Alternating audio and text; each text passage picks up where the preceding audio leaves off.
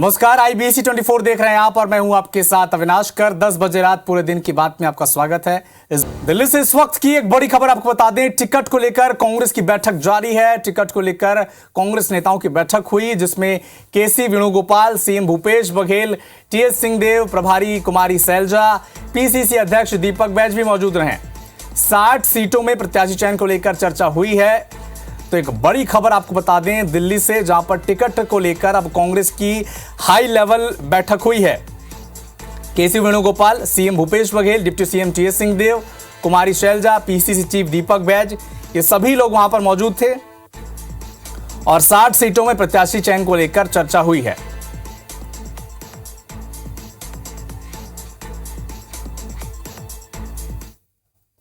दोबारा कांग्रेस की सरकार आएगी, इसमें कोई संदेह नहीं, कोई संदेह। सर, बाकी टिकट कब तक जारी हो जाएगा? जल्द।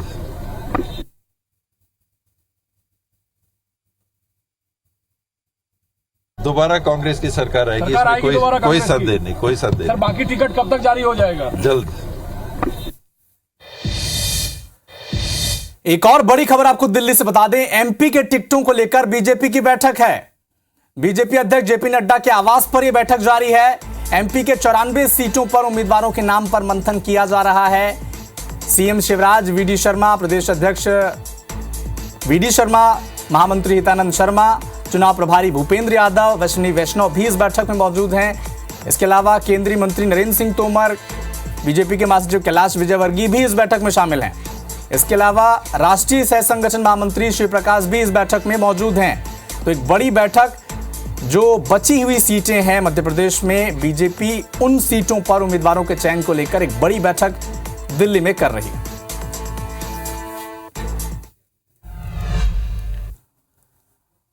मनेंद्रगढ़ से एक बड़ी खबर बता दें। कांग्रेस पर रेणुका का वार सामने आया है। केंद्रीय मंत्री रेणुका सिंह का बयान सामने आया है। रेणुका ने केल्हारी में कार्यकर्ता सम्मेलन में यह कहा है और कहा है कि अधिकारियों को प्रेशर डालकर काम करवाया गया है। जो साथ नहीं दिया, रातों रात उसका ट्रांसफर कर दिया गया। विधायक डरा हुआ है, हमारे कार्यकर्ताओं को परेशान करेंगे। बीजेपी कार्यकर्ताओं को किसी से डरने की जरूरत नहीं है। पुलिस रास्ता रोके तो जो सीमा पार करना है करिए।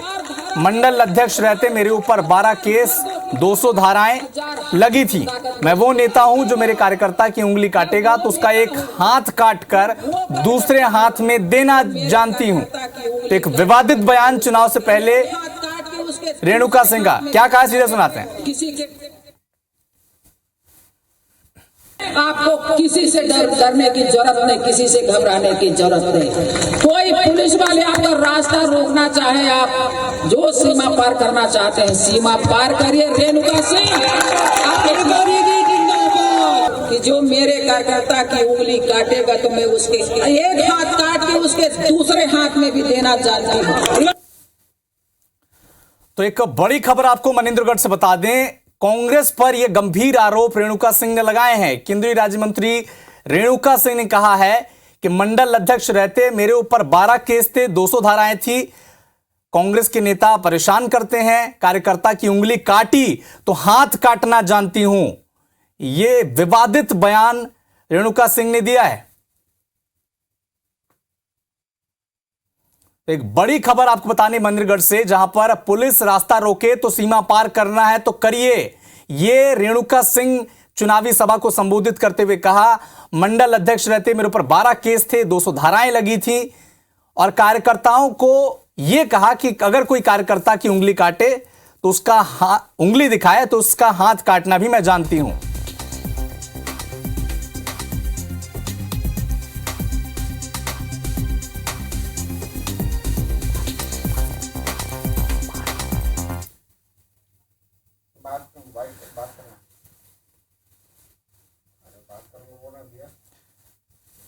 तो कांग्रेस प्रवक्ता घनश्याम राजू तिवारी इस वक्त हमारे साथ जुड़ चुके हैं। घनश्याम जी, रेणुका जी का बयान आपने सुन लिया क्या?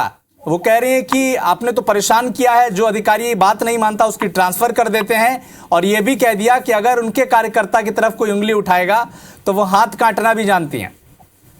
देखिए, छत्तीसगढ़ में कुछ ऐसे भारतीय जनता पार्टी के बड़बोले नेता हैं जिनको जनता उनके भाषण या उनके वक्तव्य को बहुत सीरियस ही नहीं लेती। अजय चंद्राकर रेणुका की उन नेताओं में से एक है।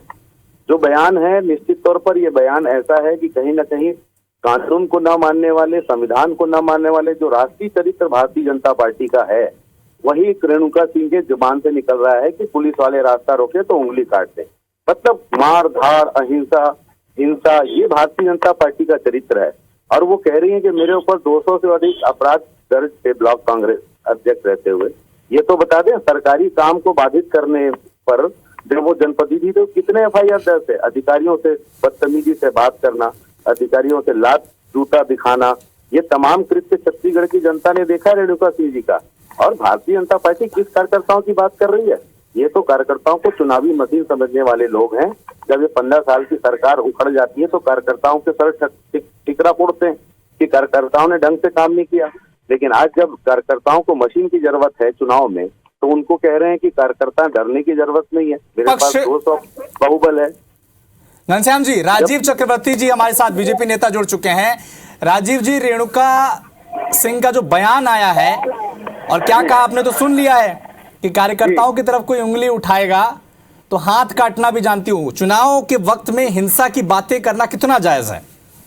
देखिए, ये हिंसा की बात नहीं है, ये एक संदेश है।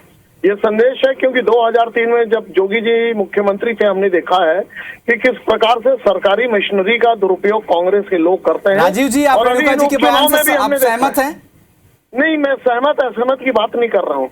आप पार्टी का पक्ष रखने आए राजीव जी, उनके बयान से आप सहमत हैं या नहीं, ये तो बता सकते हैं दर्शकों को। हम किसी भी हिंसा के खिलाफ हैं। आप रेणुका सिंह के बयान से सहमत हैं या असहमत है, ये बताएं। नहीं, रेणुका सिंह जी की अगर आप दर्द को समझेंगे कि कांग्रेस पार्टी के पुलिस और प्रशासनिक अमला उपचुनाव में बहुत दुरुपयोग किए।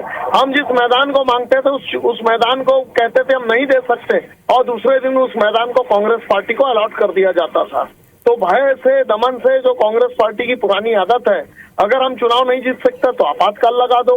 तो ये एक संदेश है, रेणुका जी बहुत रणचंडी है और वो उन्होंने। राजीव जी, छोटा सा सवाल आपसे है, आप ये कह रहे हैं कि कार्यकर्ताओं को चार्ज करने के लिए रेणुका सिंह ने कहा है, तो क्या रेणुका सिंह कार्यकर्ताओं को चार्ज करने के लिए भाषा का जो दूसरा इस्तेमाल किया जा सकता था, दूसरी भाषा का, हिंसा का जहां जिक्र ना हो, जिसका इस्तेमाल ना हो? देखिए, वो उनका व्यक्तिगत मामला है, पूरे घटना को समझना पड़ेगा कि उन्होंने किस परिप्रेक्ष्य में बोला। आप कहेंगे तो एक बार बाइट सुना देता हूं आपको। नहीं, बाइट मैंने सुन लिया है, लेकिन ये बात है, ये संदेश है सरकारी मिशनरी, जो सरकारी जो अमला है वो कई बार बिना अपना झंडा बैनर लगाए, बिना बिल्ला लगाए हाथ काट दूंगा, हाथ में हाथ रख दूंगा, इस तरह के बयान के साथ राजीव चक्रवर्ती जी आप खड़े हैं क्या? और आपकी पार्टी खड़ी है इस बयान के साथ? नहीं, हमारी पार्टी खड़े हुई है, हमारी पार्टी की स्टैंडिंग कमेटी इस पर निर्णय लेगी। लेकिन ये बात है कि कांग्रेस पार्टी पिछले 3 उपचुनाव में और नगरीय निकाय चुनाव में तटस्थ नहीं थी। सरकारी मशीनरी ने सत्ताधारी दल का साथ दिया था और देती है। जब कांग्रेस का शासन रहता है, कांग्रेस के लीडर कुल मिलाकर ये भयादोहन करते हैं। घनश्याम राजू जी से एक छोटी सी प्रतिक्रिया लेते हैं। तिवारी जी बताएं। अविनाश जी, ये गुणसे मानसिकतावादी लोग, ये हिंसावादी लोग जिस प्रकार का छत्तीसगढ़ की शांत फिजा में जहर घोलना चाहते हैं, इस प्रकार के मार धाड़ और काट की बात कर रहे हैं। छत्तीसगढ़ की जनता इन सारी चीजों को देख रही है। और जब इनके केंद्रीय गृह मंत्री जी आकर जिस प्रकार की सांप्रदायिकता की भाषण देके जाते हैं, तो रेणुका सिंह जी से कैसी उम्मीद की जा सकती है? छत्तीसगढ़ इन सब भाषाओं को कभी भी स्वीकार नहीं करता। इसका जवाब चलिए, घनश्याम जी, राजीव जी, आप दोनों का शुक्रिया हमारे साथ जुड़ने के लिए। बयान भी दर्शक सुन रही है, आपकी प्रतिक्रिया भी दर्शक सुन रही है, छत्तीसगढ़ की जनता दोनों को सुन रही है। वो तय करेगी, मतदान करेगी 7 तारीख और 17 तारीख को, और जवाब देगी कि क्या वो इस हिंसा के साथ में है या नहीं है इस बयान के। भरतपुर सोनहत से बीजेपी ने केंद्रीय राज्य मंत्री रेणुका सिंह को प्रत्याशी बनाया है, लेकिन यहां कांग्रेस ने स्थानीय और बाहरी का मुद्दा छेड़ दिया। इसी पर रेणुका सिंह ने तीखा प्रहार किया और कहा कि सोनिया गांधी को धक्का मारकर इटली भेजें, फिर कांग्रेसी मुझ पर यह सवाल उठाएं। तो वहीं इस पर पूर्व मंत्री बृजमोहन अग्रवाल ने रेणुका सिंह के बयान का समर्थन किया और कहा कि क्या गलत कहा है उन्होंने, जो छत्तीसगढ़ में रहता वो बाहरी कैसे हो गया। इस पर कांग्रेस का भी पलटवार आया है। पीसीसी संचार प्रमुख सुशील आनंद शुक्ला ने कहा कि बीजेपी कार्यकर्ता रेणुका सिंह का विरोध कर रही है, जिससे वो बौखलाई हुई है। रेणुका सिंह अपने बयान पर माफी मांगे।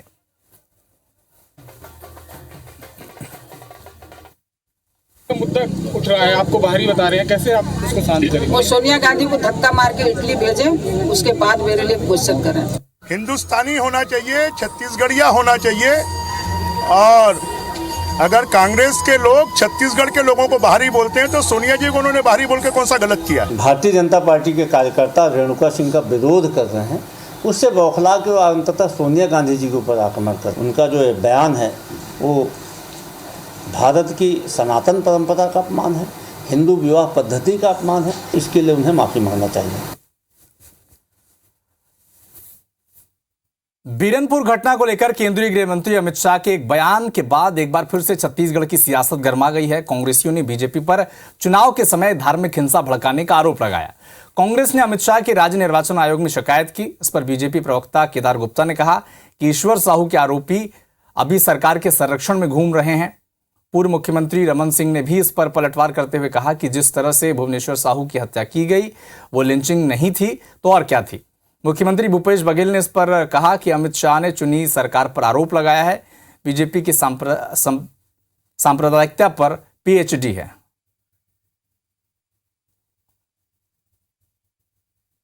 कांग्रेस को ईश्वर सद्बुद्धि दे। भुवनेश्वर साहू की हत्या की गई थी और जैसा कि माननीय अमित शाह जी ने कहा था, इसे लिंचिंग का रूप मानना चाहिए तो लोगों को समझ में भी आएगा। जरूर जाए चुनाव आयोग और एफआईआर को और लिखित रिपोर्ट को स्पष्ट करें। अरे ईश्वर साहू यदि आरोप लगाता है कि उसके बच्चे के हत्यारे खुलेआम घूम रहे हैं, उसको सजा दिलाना और मेरा कर्तव्य है और इसलिए मैं राजनीति के मैदान पे उतरा हूं कि मैं चुनाव जीतूं, सरकार बदले और अपराधियों को जेल के अंदर डाले। ये एक बाप का संकल्प है, उसमें कहाँ राजनीति। जिस प्रकार की घटना हुई है बीरनपुर में, पूरा छत्तीसगढ़ जानता है। ये छत्तीसगढ़ है। छत्तीसगढ़ में यहाँ हमारे आदिवासी भाई रहते हैं जो आदि संस्कृति को मानते हैं। यहाँ कबीर के मानने वाले लोग हैं। चलती यहाँ भाईचारा प्रेम की भाषा चलती है। यहाँ डिवाइड एंड रूल की योजना नहीं चलेगी। कांग्रेस ने चुनाव से 30 दिन पहले वचन पत्र जारी कर दिया है। वचन पत्र में कांग्रेस ने हर वर्ग का खास ख्याल रखा है, यानी हर वर्ग के लिए बड़ी सौगातों का ऐलान किया है। क्या है इस वचन पत्र में, एक रिपोर्ट के जरिए आपको समझाते हैं।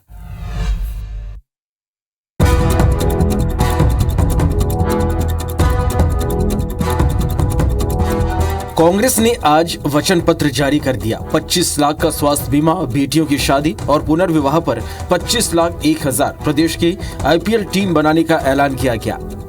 फिलहाल कांग्रेस किसानों के लिए गेहूं 2600 रुपए और धान का 2,500 रुपए प्रति क्विंटल, नंदिनी गोधन योजना शुरू कर 2 रुपए प्रति किलो में गोबर खरीदी, सहकारी संस्थाओं में महिलाओं को 50% आरक्षण, मध्य प्रदेश में लुप्त हो रहे नदियों के संरक्षण के लिए भागीरथ नदी संरक्षण योजना शुरू करने के वादे किए गए। यहाँ तक कि युवाओं के लिए 2 लाख सरकारी पद भरे जाने की बात कांग्रेस ने की है।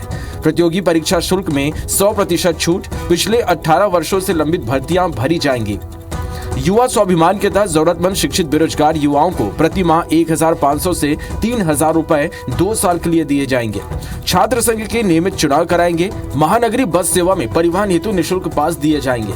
आंगनवाड़ी सहायिका और कार्यकर्ताओं को नियमित करने के लिए नियम बनेंगे। कांग्रेस का दावा है कि इसी वचन पत्र के जरिए पार्टी सत्ता की सीढ़ी चढ़ने में कामयाब होगी। युवा स्वाभिमान योजना शुरू करेंगे। पात्र रोजगार बेरोजगार युवाओं को 1,500 रुपए से 3,000 रुपए तक की सहायता देंगे। सरकार धान 2,500 रुपए प्रति क्विंटल खरीदेगी। हम गेहूं 2,600 रुपए क्विंटल पर खरीदेंगे। नंदिनी गौ धन योजना शुरू करेंगे और 2 रुपए किलो के दर से गोबर खरीदेंगे। हम शासकीय कर्मचारियों को पदोन्नति एवं 4 समयमान वेतन देंगे। कांग्रेस का वचन पत्र है, हमारा मैनिफेस्टो है, घोषणा पत्र है, उसका लोकार्पण आदरणीय कमलनाथ जी ने और सभी वरिष्ठ जनों ने यहाँ पर किया है। कांग्रेस ने स्वास्थ्य सुविधाओं के लिए बड़ा ऐलान करते हुए सत्ता में वापसी की उम्मीद जताई। कांग्रेस ने स्वास्थ्य सेवाओं के लिए प्रदेश में स्वास्थ्य का अधिकार कानून बनाने, वरदान स्वास्थ्य बीमा योजना की शुरुआत, 25 लाख तक का स्वास्थ्य बीमा और 10 लाख का दुर्घटना बीमा जैसे बिंदुओं को शामिल किया गया है। कर्मचारियों के लिए भी कई घोषणाएं की गई है। कर्मचारियों की रुकी पदोन्नति शुरू कर कर्मचारियों को 4 चरण में समयमान वेतनमान दिया जाएगा। श्रमिकों के सम्मान में 1 मई को सार्वजनिक अवकाश घोषित होगा। 65 वर्ष से अधिक आयु के श्रमिकों को 1200 रुपए प्रति माह सम्मान निधि दी जाएगी। वहीं ओबीसी और SC ST के लिए समान अवसर आयोग का गठन होगा। छात्रवृत्ति का अधिकार अधिनियम बनाया जाएगा। धार्मिक क्षेत्र में कांग्रेस के श्री राम वन गमन पथ का निर्माण शीघ्र पूर्ण किया जाएगा। सीता माता मंदिर श्रीलंका की योजना को फिर से प्रारंभ किया जाएगा। वहीं सामाजिक सुरक्षा पेंशन 600 से बढ़ाकर 1200 रुपए की जाएगी। बहु दिव्यांगजनों को प्रति माह 2000 रुपए पेंशन दी जाएगी। गरीबी रेखा का नया सर्वे किया जाएगा। उधर बीजेपी ने कांग्रेस के वचन पत्र को झूठ का पुलिंदा बताया। कांग्रेस का वचन पत्र नहीं, ये झूठ पत्र है। 5 साल पहले भी उनने 900 से ज्यादा वचन दिए थे जनता को, उनमें से 9 भी पूरे नहीं किए। आज तक लोग तरस रहे हैं और आज फिर महा झूठ पत्र प्रस्तुत कर दिया। इस झूठ पर अब जनता भरोसा नहीं करने वाली। झूठी कांग्रेस के झूठे वादे जो केवल मध्य प्रदेश में नहीं, राजस्थान में आपकी सरकार थी, कौन से वादे पूरे हुए? छत्तीसगढ़ में आपकी सरकार थी, कौन से वादे पूरे हुए? कांग्रेस लगातार झूठ बोल करके इस देश के अंदर झूठ की मशीन बन गई है। कांग्रेस ने हर वर्ग को अपने वचन पत्र के जरिए खुश करने की कोशिश की, चाहे सनातन धर्म के जरिए या फिर प्रदेश की सबसे बड़ी ओबीसी आबादी के लिए सौगात देने का ऐलान हो। कांग्रेस अब अगले 30 दिनों तक वचन पत्र के जरिए माहौल बनाने की कोशिश करेगी। फिलहाल अब सबकी निगाहें बीजेपी के घोषणा पत्र पर टिकी हुई हैं। नवीन कुमार सिंह, IBC 24, भोपाल। तो फिलहाल इस बुलेटिन में इतना ही, लेकिन देश और दुनिया के साथ MP और छत्तीसगढ़ के तमाम अपडेट के लिए आप जुड़े रहिए IBC 24 के साथ। नमस्कार।